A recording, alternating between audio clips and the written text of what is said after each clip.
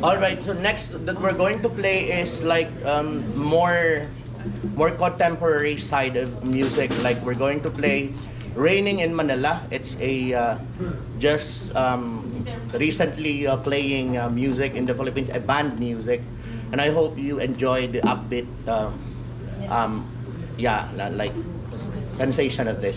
Okay.